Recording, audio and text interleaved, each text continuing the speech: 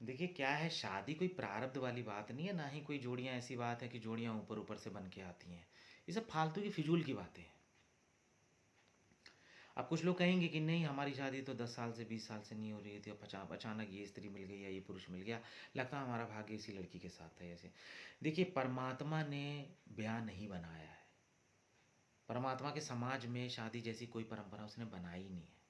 उसने प्रेम जरूर बनाया है। अब एक तुम्हारे घर के बाहर अगर एक कुत्ता है और एक कुतिया दोनों आपस में मिल लेते हैं, साथ में रह लेते हैं मोहल्ले, तो तुम कहोगे नहीं, इनकी भी जोड़ियाँ परमात्मा ने बनाया है। अगर परमात्मा ने बनाया है तो जोड़ियाँ टूटती क्यों हैं, बिखर क्यों जाती हैं? क्यों फिर राजा और सोनम जैसे लोग पैदा हो जाते हैं और भी पता नहीं कितने टाइप के लोग पैदा हो जाते हैं? शादी तो इंसान बनाता है, मनुष्य बनाता है। विवाह तो मनुष्य की जात है, समाज की जात है, अपनी ज़रूरतों और धारणाओं के हिसाब से। लेकिन ये कोई प्राकृतिक चीज़ नहीं है।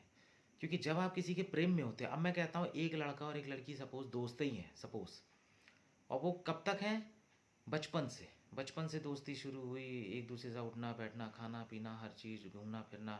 भलाई दोनों की शादी अलग अलग भी हो गई, लेकिन आज भी जुड़े हैं, फ़ोन पे बात करते हैं, मिलते हैं जुलते हैं, एक दूसरे की दुख तकलीफ़ बताते हैं। और वो कम से कम पूरी ज़िंदगी के 40 साल या 20 साल रह लिए साथ में, तो वो भी शादी ही हुई। क्योंकि वो इंसान तुम्हारे साथ जुड़ गया है, जुड़ा ही है।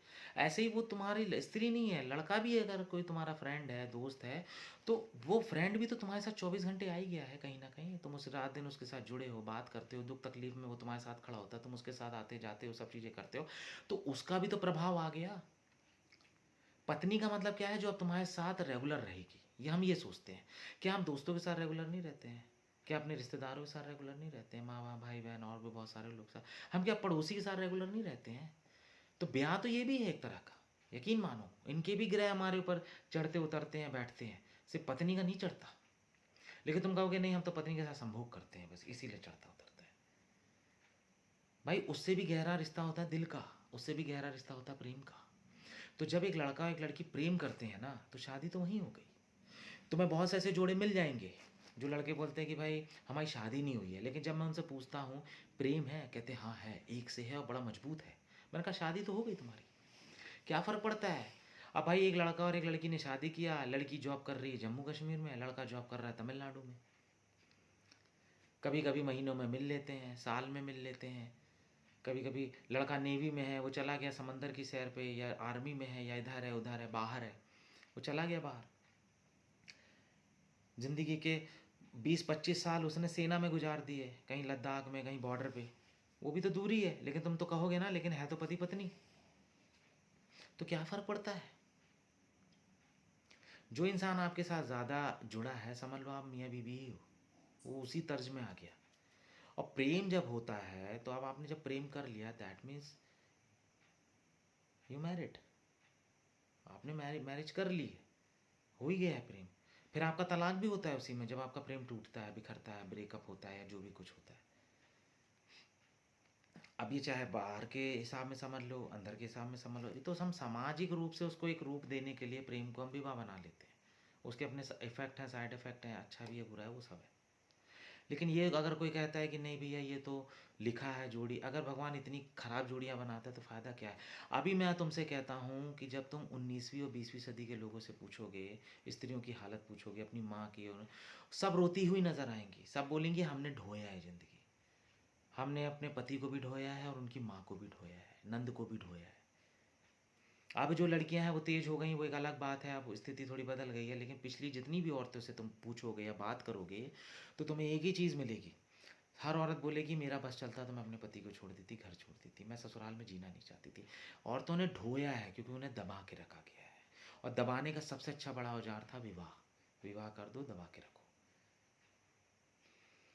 तो कहानी तो घूम फिर के सेम वही है।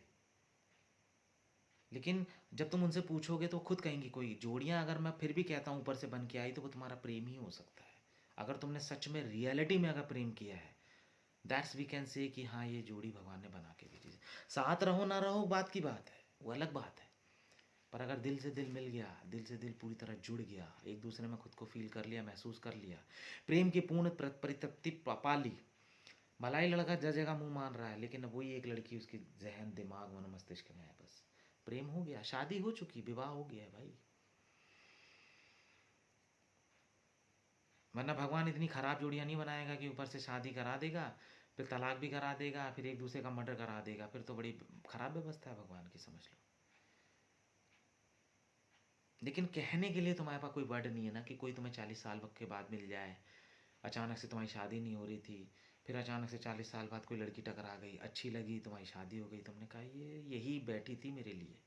वो लड़की बोले यही बैठा था मेरे लिए। नहीं, तुमने तो शादी की क्योंकि तुम्हें शादी करनी थी, तुम्हारी ज़रूरत थी, तो तुम ढूंढ रहे थे।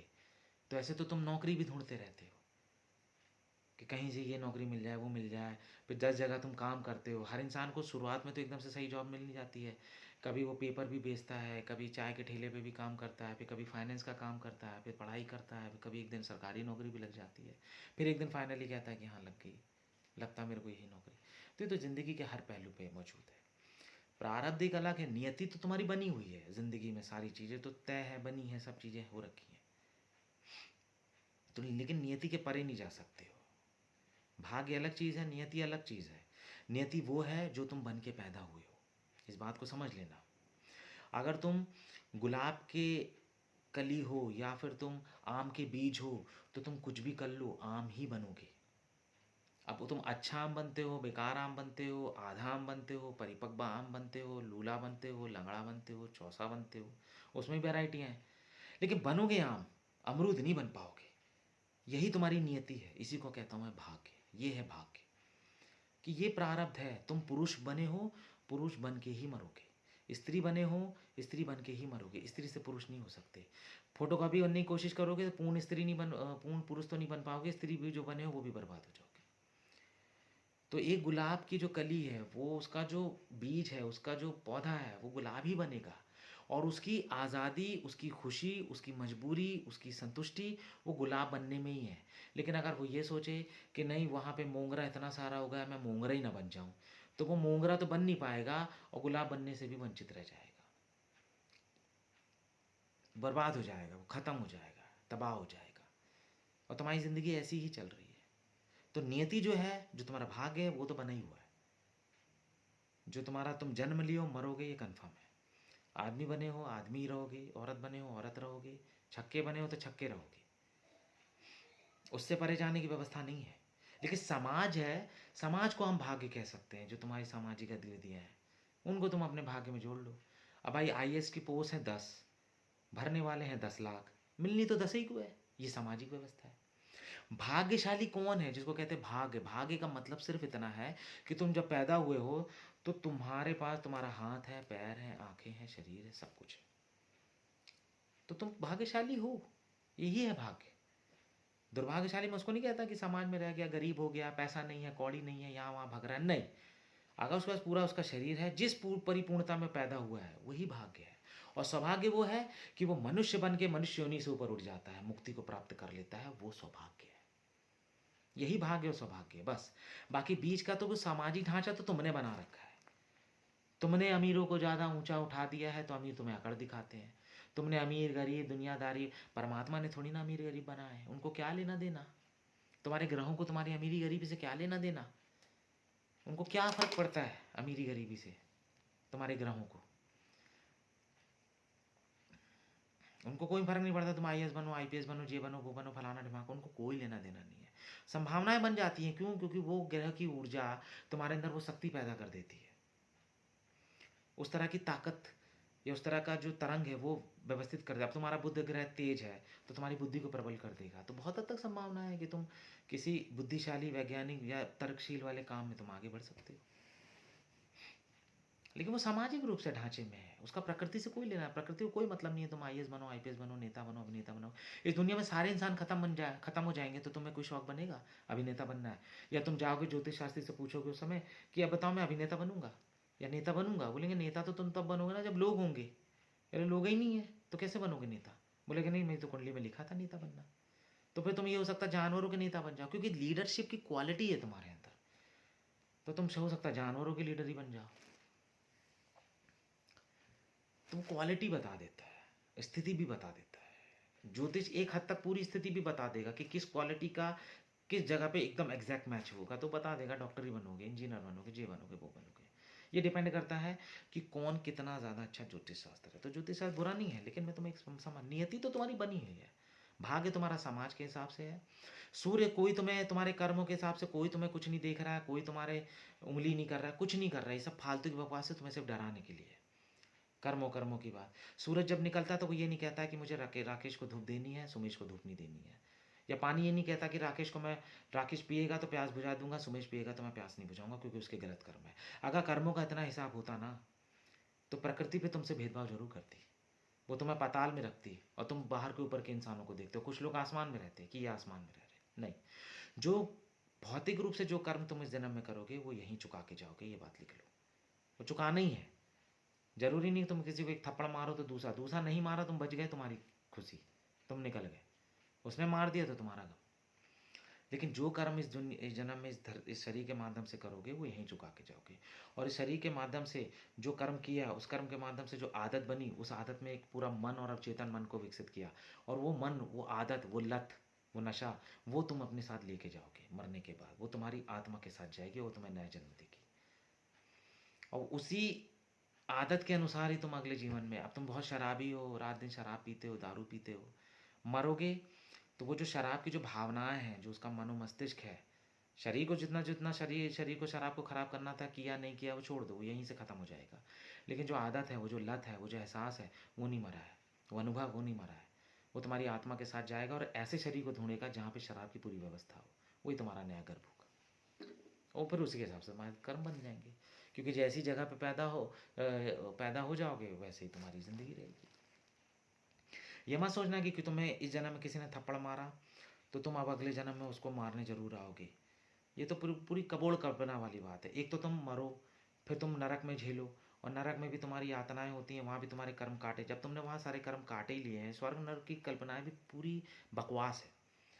जब तुम यहीं पे सारे, अब तुमने कोई गलत काम किया, उसकी सज़ा तुम्हें नरक में मिल गई, खेल हो गया, हिसाब किताब बराबर है। अब नया जन्म मिलना चाहिए।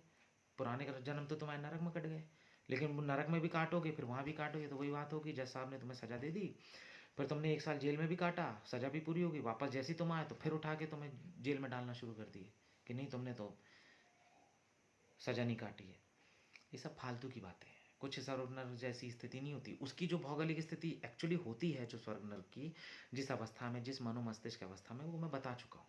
चाहे तो वीडियोज़ में देख लेना, जो भी अगर उपलब्ध मिल जाए तो। लेकिन अभी जो यहाँ पे हम बात कर रहे हैं, प्रारब्ध की बात कर रहे थे। तो इस चीज़ को आप समझ लो कि आप की जो ज़िंदगी है, अगर आप पैदा हो गए हो, आपको पूरा शरीर मिला है, पर्याप्त है। मतलब आप भाग्य हो, भाग्यशाली हो। फिर उसके बाद तो सारा खेल आपकी वासनाओं का है, आपकी पकड़ का है। आप अपने शरीर को कितना कंट्रोल करते हो। आपको गाड़ी मिल गई है, अब सवाल ये है कि आप गाड़ी किस हिसाब से चलाते हो। अगर अच्छे चलाओगे तो आगे निकलोगे, अच्छे से नहीं चलाओगे तो वहीं डूब जाओगे।